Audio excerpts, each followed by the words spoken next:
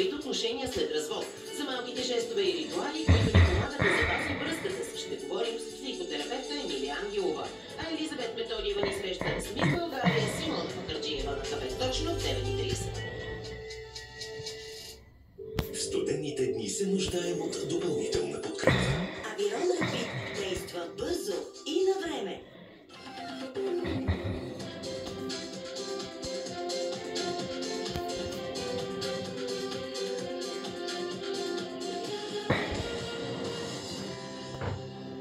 Здравей, България! В понеделник, 1 декември, начало на новата седмица, начало и на новия месец, което означава, че вече започваме наистина всеки ден да броим дните до Коледа. Разбира се, без изобщо да изпускаме от поглед актуалните събития, но наоколо. Ключов ден е днес. Обявен е отново ден за протести не само в София, в доста от големите градове на страната. Два варианта на развитие. Или да има много хора, или да няма много хора.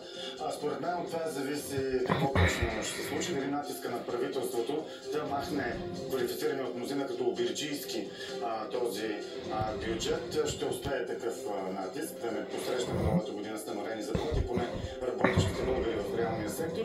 Или другия вариант, бюджетът е харесван само единствено от Пеевски и Цонев от новото начало, да бъде гласуван с козметични промени, така че много зависи какво ще се случи до вечера. Интересен ден предстои. Интересен ден, чух вече предупреждения, че се готвят провокации и дано да са без никакви основания тези предупреждения.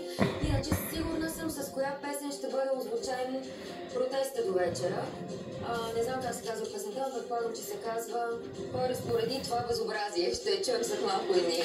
Всичко важно сме се опитали да съберем в минутите до 9:30. Ивана Иванова е продуцент днес. Вижте накратко какво следва.